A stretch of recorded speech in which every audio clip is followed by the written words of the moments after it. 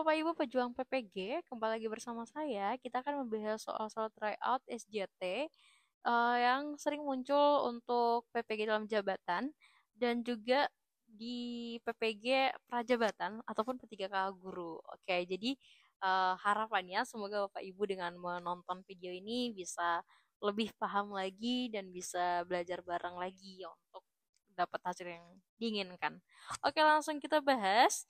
Yang nomor satu, seorang guru ingin membantu siswa memahami pentingnya tanggung jawab dalam kehidupan mereka.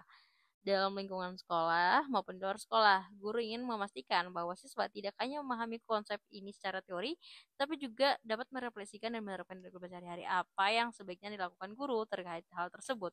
Oke, yang A menyelenggarakan proyek kelompok di mana setiap siswa memiliki peran dan tanggung jawab tertentu, lalu meminta mereka merefleksikan bagaimana mereka menjalankan tugas tersebut dan dampaknya terhadap kelompok. Oke, kalau yang A sebenarnya ini udah cukup bagus ya Bapak Ibu karena melibatkan pembelajaran yang berbasis pengalaman, yaitu di sini proyek ya, berarti ini yang project based learning gitu. Dengan peran siswa yang jelas dan juga refleksinya dan ada evaluasi dampaknya ya berarti ya di sini. Dan kalau kita cek lagi berarti ini sangat efektif karena akan dialami secara langsung oleh siswa gitu. Sementara kalau yang B, meminta siswa membuat jurnal refleksi tentang situasi di mana mereka harus mengambil tanggung jawab, bagaimana mereka menghadapinya, serta apa yang bisa mereka lakukan untuk meningkatkan sikap tersebut. Oke, berarti sifatnya hanya lebih ke refleksi, tapi tidak ada pengalaman nyata. Oke, berarti ini kurang. Yang C, mengulang kembali materi dengan ceramah tambahan dan ujian tanpa memberi. Sebenarnya kalau ada kata-kata negatif yang kayak seperti ini, itu tuh biasanya salah gitu. Tapi nggak apa-apa kita cross check yang lain lagi ya. Tadi yang A sih yang paling oke ya. Yang D, mengadakan diskusi terbuka di mana siswa berbagi pengalaman tentang kapan mereka merasa bertanggung jawab dalam kehidupan mereka, serta bagaimana sikap mereka mempengaruhi orang lain. Oke, ini ceritanya hanya berbagi gitu, tapi tidak membentuk perilaku dari siswa tersebut gitu. Jadi kurang aplikatif gitu. Yang E, memberikan tugas membaca tentang tanggung jawab dan meminta siswa menjawab pertanyaan pemahaman tanpa menghubungkannya. Nah, ada bahasa yang negatif di sini berarti enggak. Oke, berarti yang paling bagus itulah yang A. Lanjut, yang nomor 2, Bu Reni adalah guru matematika kelas 8 yang sedang mengadakan permainan edukatif tentang berhitung. Siswa diminta untuk menghitung jumlah benda yang ditentukan dan menuliskan jawabannya. Saat permainan berlangsung, seorang siswa, yaitu Andi, dengan sengaja memberikan jawaban yang salah tetapi tetap bersikeras bahwa jawaban tersebut adalah benar. Teman-temannya ragu namun tidak berani membantah karena Andi adalah siswa yang cukup dominan di kelas. Sebagai seorang guru yang ingin menanamkan nilai kejujuran, bagaimana sebaiknya Bu Reni menangani situasi ini? Oke, berarti langsung kita cross check dari option yang ada. Yang A mengajak Andi menghitung ulang bersama depan kelas, menunjukkan cara mendapatkan jawaban yang benar, lalu menjelaskan kepada seluruh siswa bahwa kejujuran dalam belajar akan membantu memahami konsep. Oke, ini benar ya, dia berhitung bersama dan dijelaskan juga di sana gimana pentingnya kejujuran gitu tanpa mempermalukan gitu. Jadi ini membangun kognitifnya siswa karena berhitung bersama, menghitung ulang dan juga sikapnya, membangun sikap juga ya karena menjelaskan betapa pentingnya kejujuran gitu. Harusnya ini udah cukup oke, tapi nggak apa-apa cross check option yang lain. Yang B mengabaikan jawaban yang salah. Oke, ada kata negatif langsung di skip aja.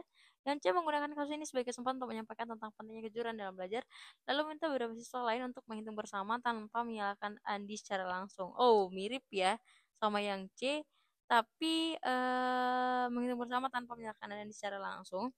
Nah, berarti di sini dia kurang melibatkan si Andi, yang mana si Andi adalah pelaku utama. Jadi akan kurang menyentuh si Andinya gitu loh. Jadi itu bedanya yang A sama yang C. Jadi masih lebih oke yang A karena Andinya yang langsung terlibat juga gitu. Yang D, menegur Andi dengan keras di depan kelas. Oke, ini tidak boleh karena ini jatuhnya adalah mempermalukan. Jadi kalau kita menegur siswa depan kelas, nah ini akan mempermalukan dia dan itu akan kontraproduktif. Yang E, menegur Andi secara pribadi setelah permainan dan memberikan penjelasan bahwa mengatakan hal yang tidak benar dalam kerja atau permainan kelompok bisa mempengaruhi pola pemikiran teman-teman kelompoknya.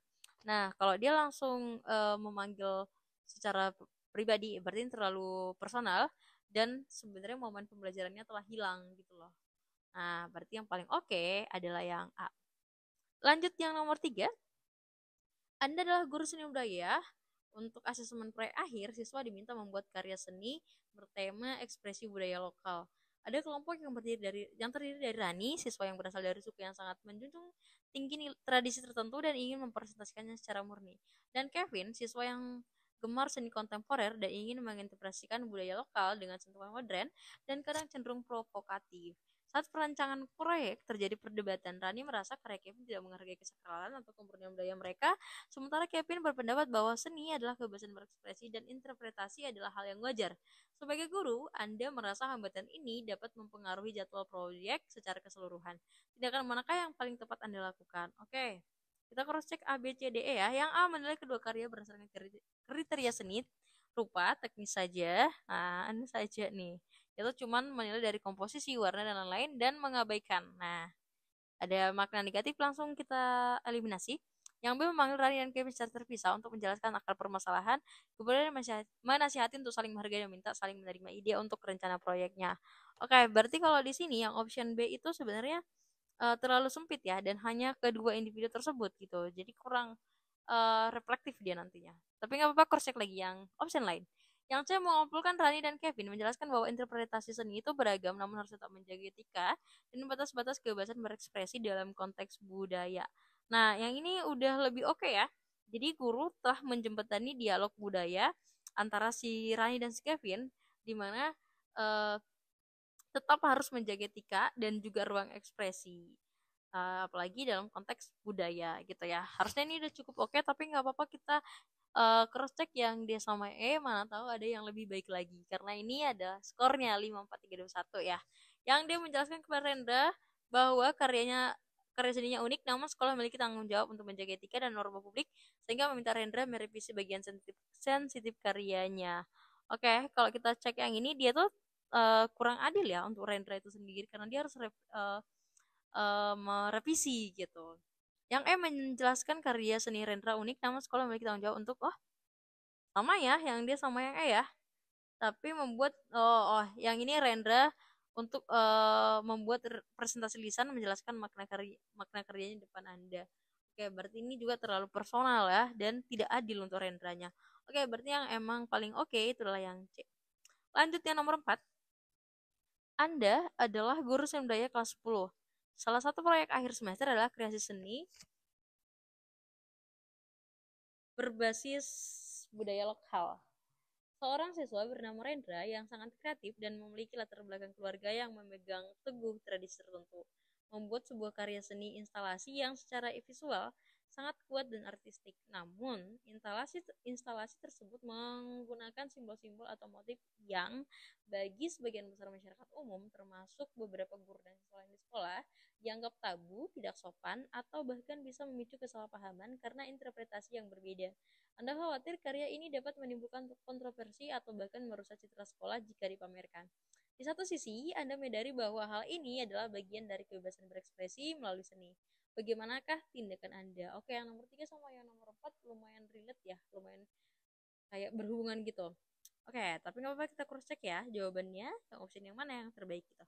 Yang A, memberikan nilai yang baik berdasarkan kreativitas dan usaha Rendra dan tetap menampilkan karya tersebut di pameran sekolah sebagai bentuk kebebasan ekspresi apresiasi seni. Oke, karena tadi ada ini ya, ada yang dianggap tabu dan tidak sopan dari si hasilnya si Rendra gitu. Oke, berarti kalau sekolah harusnya bisa ini ya, jadi menjembatani juga ya. Harusnya kalau yang A ini terlalu permisif ya. Nggak apa-apa, kita koreksi dulu jawaban yang lain, nanti ada yang lebih oke. Yang B meminta Rendra mengganti simbol-simbol kontroversial dengan yang lebih umum dan diterima demi kebaikan bersama. Apabila tidak dipenuhi, karya Rendra tidak bisa ditampilkan pada pameran. Berarti ini lebih ke ultimatum ya, kayak mengancam gitu. Berarti ini kurang mendidik Bapak Ibu.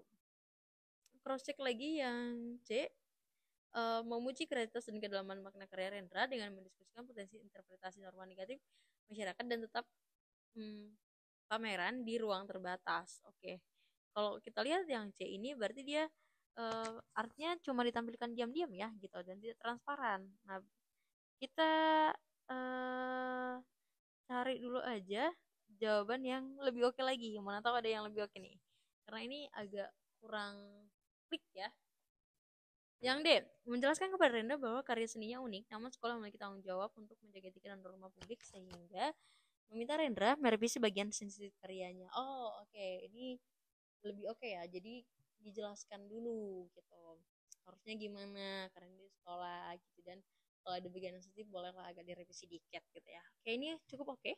Kita periksa yang dulu, tapi menjelaskan karyanya Rendra baik, unik, namun sekolah memiliki tanggung jawab untuk menjaga etika dan norma sehingga meminta Rendra untuk membuat presentasi lisan menjelaskan makna karya di depan Anda. Oke, kalau yang ini tidak menyentuh substansi karyanya ya, gitu. Berarti seolah-olah ya cuma di depan kita gitu. Nah, berarti yang paling oke itulah yang di.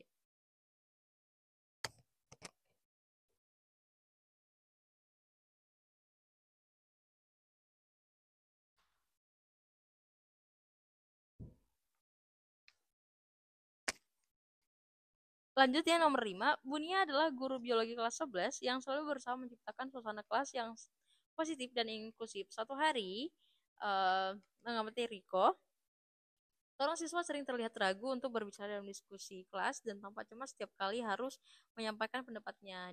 Ketika diberikan kesempatan berbicara, Riko sering menunduk dan memberikan jawaban pendek tanpa ekspresi.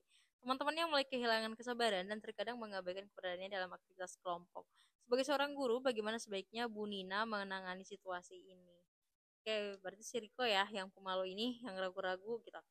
Oke, langsung kita cross check dari optionnya.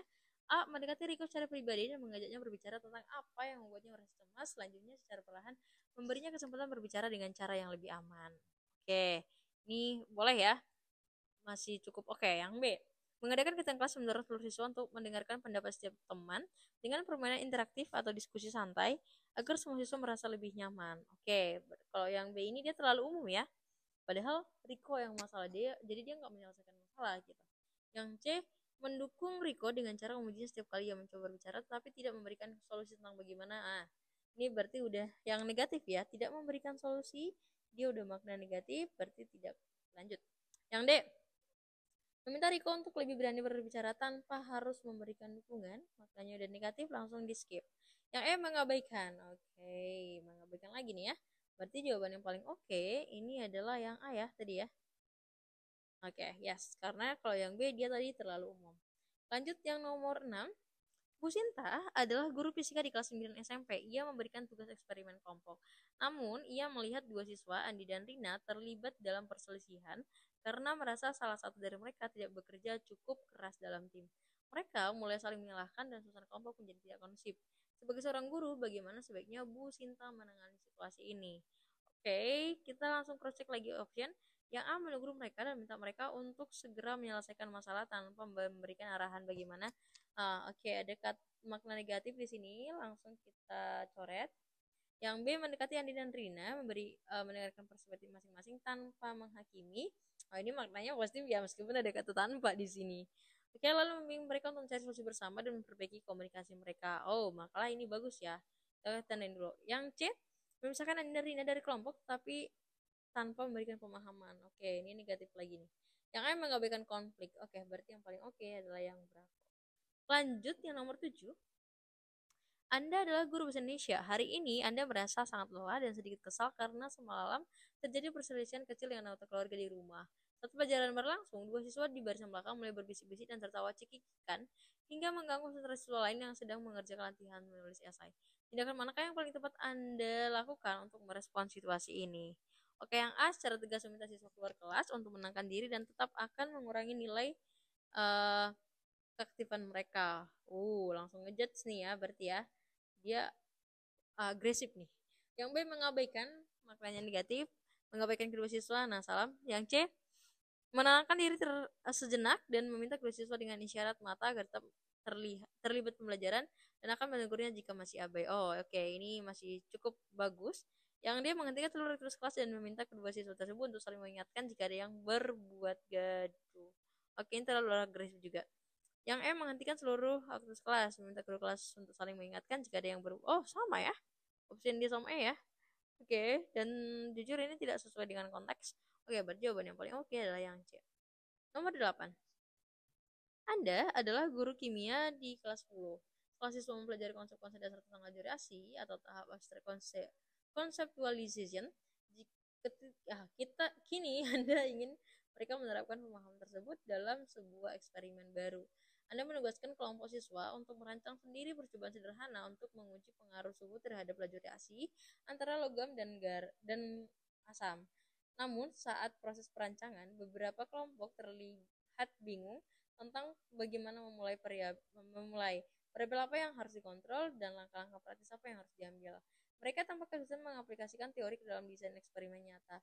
Di sisi lain, Anda menginginkan agar pembelajaran mencapai tujuan sesuai alokasi waktu. Bagaimanakah tindakan Anda? Oke, kalau percobaan laju reaksi ya. Yang A, memberikan mereka bantuan lengkap berupa lembar kerja praktikum yang sudah berisi semua langkah-langkah, alat, dan bahan yang diperlukan untuk percobaan agar mereka mengikuti panduan tersebut. Oke, nggak buruk ya. Ini oke, cukup oke. Ada panduan lengkapnya. Yang B, membiarkan mereka terus mencoba tanpa intervensi karena kesalahan adalah bagian oke. Kalau terlalu dibiarkan pun nggak oke juga ya. Yang C, mengadakan sesi singkat di awal untuk mereview kembali tentang variabel kontrol dan dalam eksperimen, kemudian memberikan contoh desain eksperimen yang tidak terkait langsung. Kenapa? Ya berarti kurang oke nih. Oke, lanjut yang D. Meminta setiap kelompok untuk mempresentasikan di awal desain percobaan mereka di depan kelas, diskusi, berikan umpan balik, konstruksi, serta pertanyaan pancingan kepada setiap kelompok untuk membantu mereka menyempurnakan desain. Wow, ini harusnya cukup oke sih ya. Nah, yang ini cukup oke, kita tandain dulu. Tapi bedanya apa ya nih kira-kira kalau ada yang tahu nih ya. Tapi balik lagi, cek dulu. Yang membagi siswa ke dalam kelompok yang lebih kecil dan minta setiap kelompok untuk mencari referensi desain percobaan tentang durasi dari buku atau internet lalu meniru desain tersebut. Oke. Yang ya ini kurang kreatif ya. Sekarang kita koreksi yang antara yang A sama yang D ya. Yang A langkah oke, bedanya yang itu kayak semua materi kita suapin ke siswanya gitu loh. Jadi mereka kurang aktif berarti. Oke, berarti yang paling oke adalah yang D. Lanjut, Pak Randy adalah guru bahasa Inggris di kelas 8. Ia melihat ada beberapa siswa yang selalu ragu untuk berbicara dalam bahasa Inggris di kelas karena takut salah. Mereka sering diam dan tidak berani mencoba. Meskipun mereka sebenarnya memiliki kemampuan yang cukup baik. Sebagai seorang guru yang ingin memfasilitasi para siswa belajar agar mencapai proses dan hasil optimal yaitu oke. Yang mana yang akan kita lakukan ya? Yang akan menciptakan suasana belajar yang aman dengan mengapresiasi siswa, bukan hanya hasilnya serta mengajarkan bahwa kesalahan adalah bagian dari proses belajar. Oke, ini cukup oke. Yang gue menegur siswa, enggak. Yang C mengadakan aktivitas berbicara dalam kelompok sebelum berbicara di kelas. Yang C ini dia terlalu apa ya bilangnya? Tidak menyeluruh gitu loh. Bagus tapi nggak menyeluruh. Yang D memotivasi siswa untuk memberikan dorongan tetapi banyak mengubah tanpa mengubah metode pembelajaran. Oh, oke. Kalau yang D ini tidak mengatasi ini ya masalah ya. Kalau yang E mengabaikan rasa takut. Oke, berarti yang paling cocok itu adalah yang A.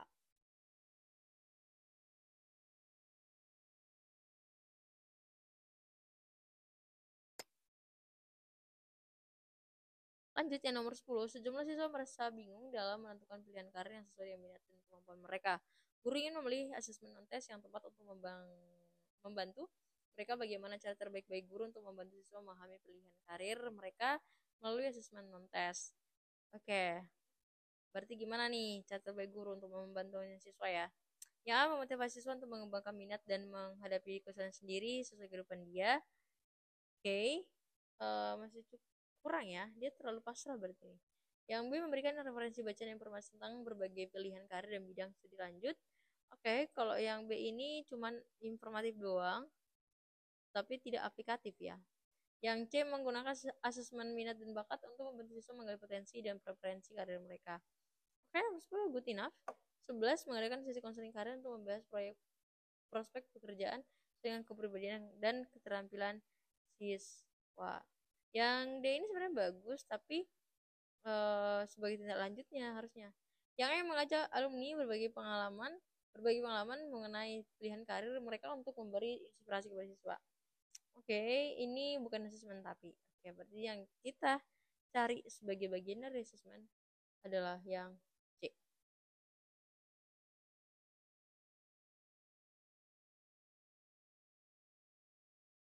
Lanjut yang nomor 11, guru telah melakukan asesmen sosiometri untuk memahami pola interaksi sosial dalam kelas. Data menunjukkan bahwa beberapa siswa tidak memiliki hubungan sosial yang kuat dengan teman-temannya. Bagaimana guru dapat menganalisis hasil asesmen ini?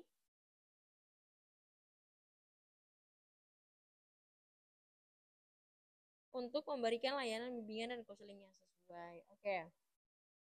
Langsung cek ya, mengabaikan data pasti salah. Yang C, mengidentifikasikan pola hubungan sosial antara siswa dan menyusun strategi intervensi untuk harusnya ini good enough. Yang C, membandingkan ini salah. Yang D, membuat kesimpulan umum tanpa harus melihat faktor individu. Nah, berarti egois nih ya. Yang E, menghubungkan hasil asesmen dengan observasi pelaku sosial siswa-siswa dalam berbagai macam ketentuan. Oh,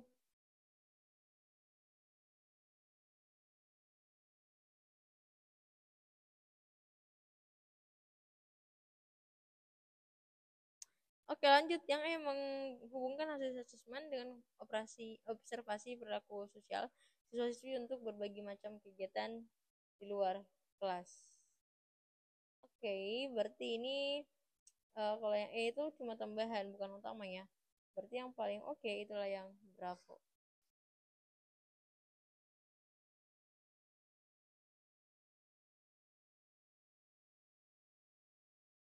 Nomor 12, Anda adalah guru matematika kelas 10. Anda menyadari bahwa banyak siswa di kelas Anda menunjukkan tingkat kecerdasan yang tinggi. Setiap kali menghadapi soal-soal terbiasa higher order thinking skills atau HOTS, meskipun mereka cukup menguasai konsep dasar.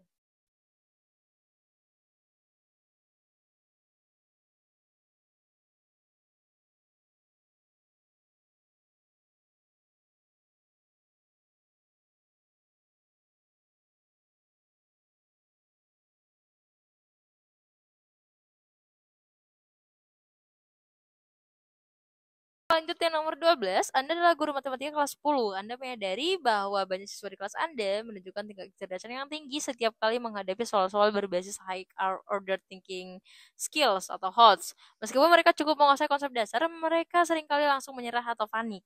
Sehingga nilai rata-rata kelas untuk soal HOTS selalu rendah.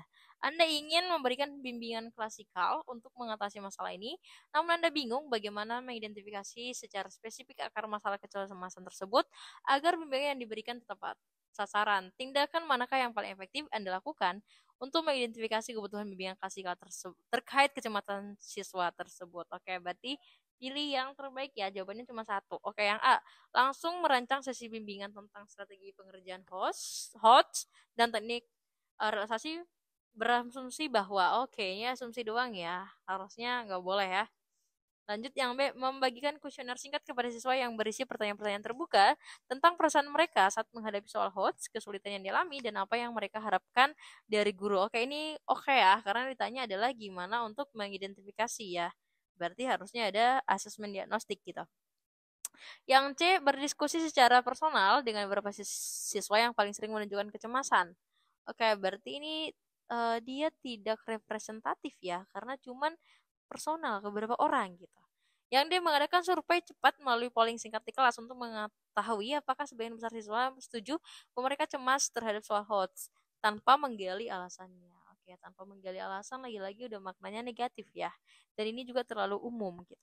Yang E, meminta bantuan guru bimbingan konseling atau BK untuk melakukan asesmen psikologis terhadap siswa yang menunjukkan kecemasan tinggi dan meminta rekomendasi dari mereka. Oke, berarti yang E ini bisa nanti ya dia ya, karena mintanya harus lewat guru BK gitu. Dan bukan di awal. Berarti ini kurang ya menyelesaikan masalah, berarti lebih ke B.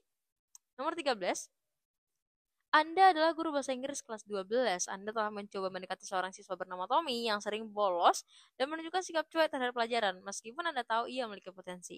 Anda telah menawarkan bantuan dan mencoba mendengarkan, tetapi Tommy selalu menolak tawaran Anda dengan mengatakan tidak perlu atau saya bisa urus sendiri. Anda merasa frustasi karena upaya Anda tampaknya tidak membuahkan hasil. Bagaimanakah sikap Anda terhadap Tommy yang paling tepat? Oke, berarti cari satu doang. Oke, kita langsung cross check. Yang A, menghentikan sementara semua upaya pendekatan terhadap Tommy karena ia jelas tidak mau dibantu dan Anda tidak bisa memaksanya. Oke, yang A ini kan berarti seperti ngambek ya, atau menyerah gitu. Oke, ini kurang. Yang B memberikan konsekuensi akademis, wow ini menghukum, nggak bisa. Yang C menunjukkan sikap sabar, konsisten, dan terbuka untuk mendengarkan tanpa masa Tommy untuk berbicara tentang masalahnya.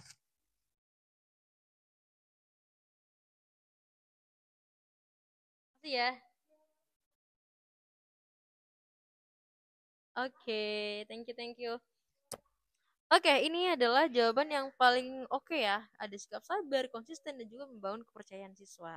Tapi nggak apa-apa cross check yang DE juga ya, menceritakan kepada Tommy pengalaman sendiri yang pernah mengalami masa sulit dan bagaimana Anda berhasil mengatasinya dengan harapan ia akan terinspirasi. Oke, yang D ini sebenarnya cukup oke, tapi terkesan menggurui ya.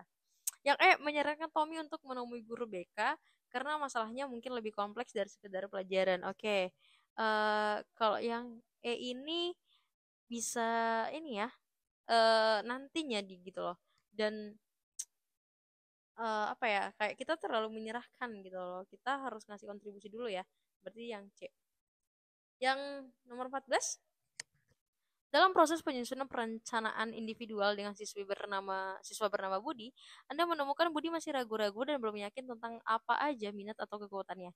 Ia cenderung menjawab tidak tahu saat ditanya. Tindakan prosedural manakah yang paling efektif untuk membantu Budi? Oke, yang paling tepat berarti lagi-lagi satu ya. Yang A, menunjukkan nilai-nilai Budi pada rapot dan menyimpulkan bahwa pelajaran dengan nilai tinggi adalah kekuatannya.